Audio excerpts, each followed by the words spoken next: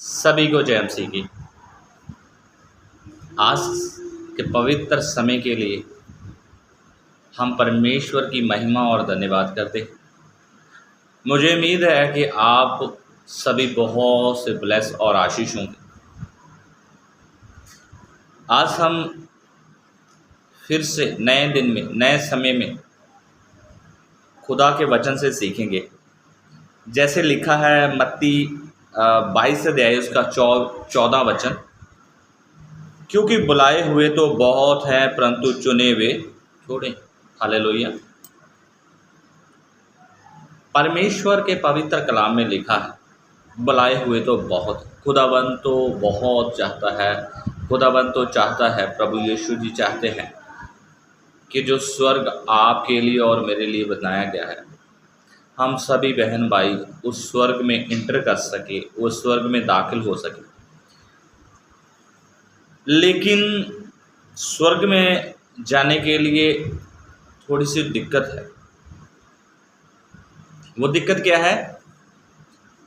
जब हम पवित्र कलाम को पढ़ते हैं तो अब में बहुत सारे जन ऐसे हैं जो खुदा के कलाम को बहुत तरीके से, अच्छे तरीके से जानते हैं, समझते हैं।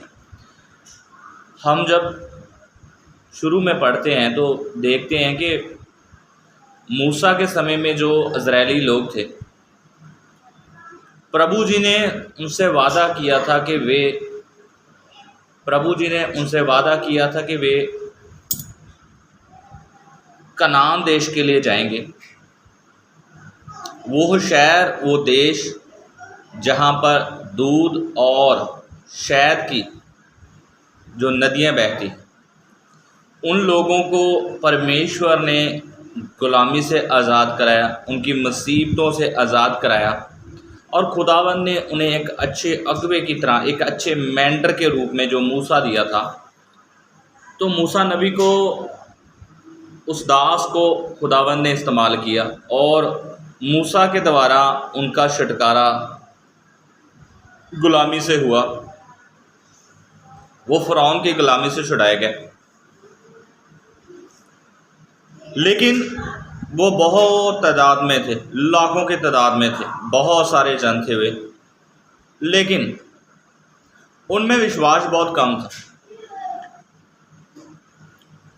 उनमें विश्वास बहुत कम था। जब वो निकले तो प्रभु ने कुछ दिनों का समा दिया था, कुछ दिन का समा था उनके बीच। लेकिन जैसे जैसे ही वो चलते गए, बढ़ते गए, तो उनका जो विश्वास था वो डगमगा रहा था। कभी उनका विश्वास बढ़ता था, कभी कम होता था, कभी बढ़ता था, कभी कम होता था।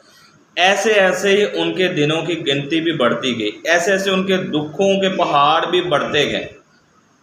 जो सफ़र उनका 3 दिन का ला लो, जहाँ 4 दिन का ला लो, जहाँ 40 दिन का ला लो, वो सफ़र 40 साल में बदल गया। ऐसे ही आज भी है। प्रभु जी ने हम सभी बहन भाइयों को स्वर्ग के लिए बुलाया गया है। हम सभी को परमेश्वर जी वेलकम करते हैं कि आओ मेरे स्वर्ग में आओ, जहाँ पर उसने आप और मेरे के लिए जगह तैयार की हुई है। प्रभु यीशु मसीह ने वादा किया है हमसे। लेकिन आज भी क्या है कि आज भी बहुत सारे लोग हैं जिनका विश्वास कभी बढ़ता है, कभी कम होता है, बढ़ता है, कभी कम होता है। तो उन पर क्या बीती है फिर? जब हम इब्रानियाँ 5 अध्याय 8 वचन को पढ़ते हैं तो उसमें लिखा है, पुत्र होने पर भी उसने दुख सहकर आज्ञा पालन करना सीखा।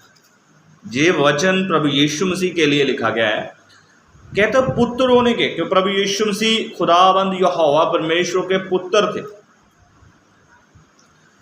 वो खुद आकाश पृथ्वी के मालिक होने के बावजूद भी उन्होंने अपने आप को एक आम इंसान की तरह धरती पर रखा। वो आम इंसान की तरह चले, खाया पिया, रहे सहे।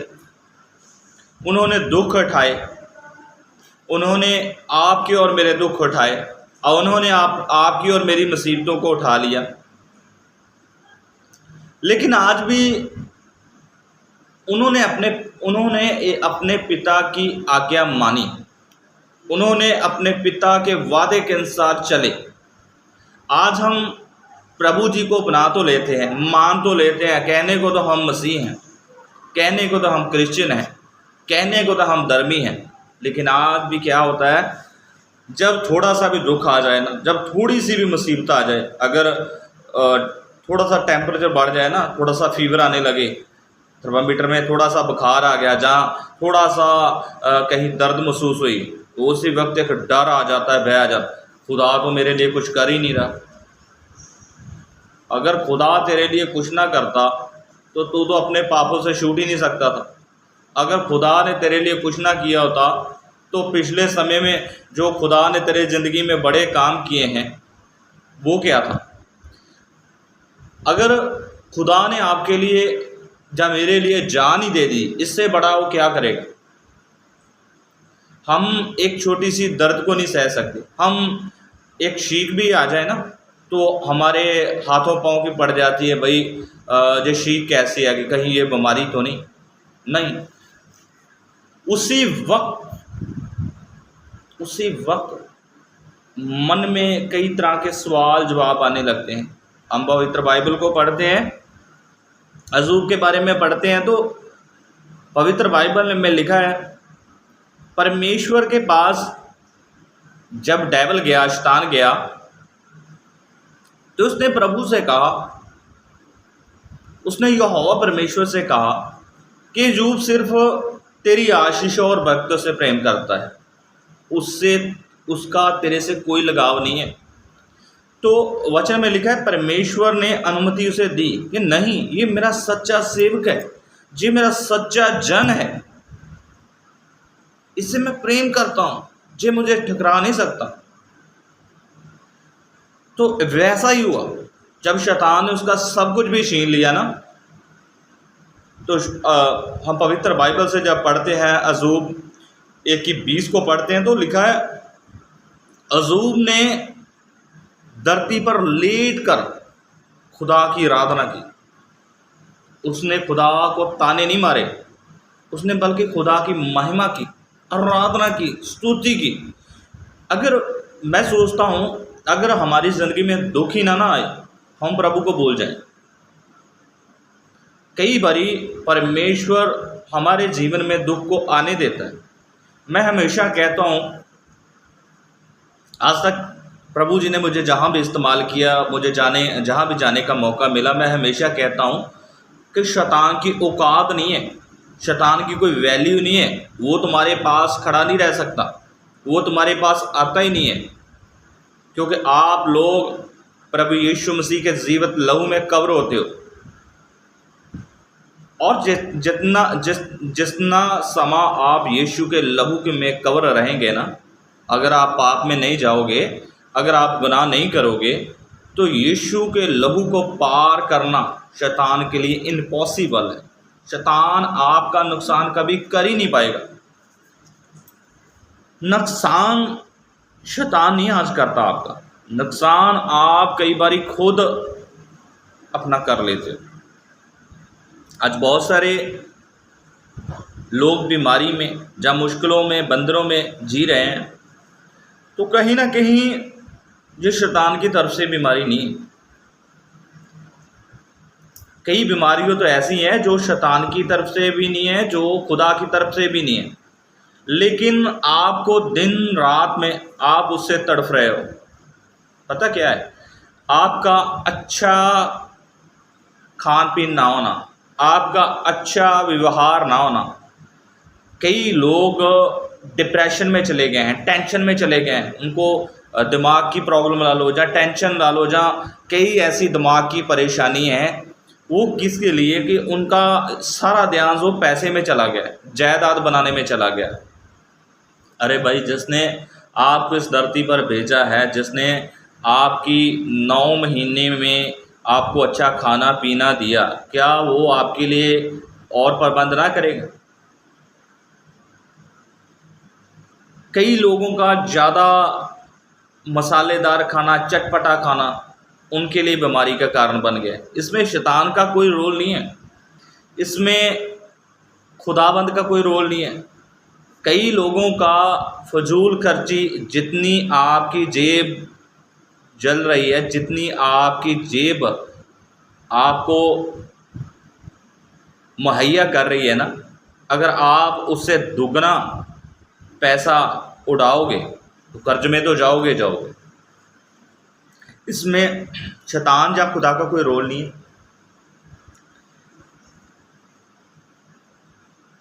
लेकिन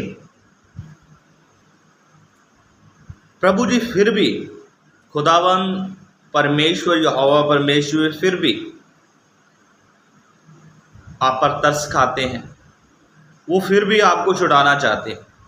वो नहीं चाहते कि कोई बाइबल में लिखा है, कहता है अगर तुम्हारे पाप लाल सूहे भी हों वो भी शुद्ध किए जाएंगे, वो भी सफ़ेद हो जाएंगे। लेकिन आज क्या है, इंसान अपने पापों से तौबा करना ही नहीं चाहता।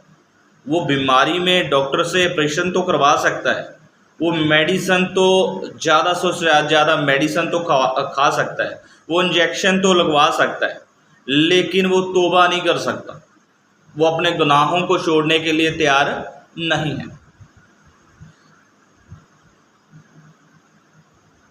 पवित्र वचन में लिखा है, जब हम प्रकाशित वाक्य 17 वचन उसका 14 अध्याय पढ़ते हो तो वे लिखा है, वे मेमने के साथ युद्ध करेंगे क्योंकि वह प्रभुओं का प्रभु और राजाओं का राजा है, और जो उसके साथ हैं वे बुलाए हुए चुने आद विश्वासी लोग। युद्ध किससे करेंगे? युद्ध करेंगे वे शैतान के साथ, युद्ध करेंगे वे शैतान की शक्तियों के साथ। कौन करेंगे युद्ध? आप लोग जो विश्वास में बड़े हुए हैं, ये सचमुच प्रभु यीशु मसीह से प्रेम करते हैं, जो सचमुच यीशु मसीह की दी हुई बरकतों से नहीं बल्कि यीशु मसीह ही से प्रेम करते हैं। कहता है वो राजाओं का राजा है और प्रभुओं का प्रभु, उससे बड़ा तो कोई महान है ही नहीं।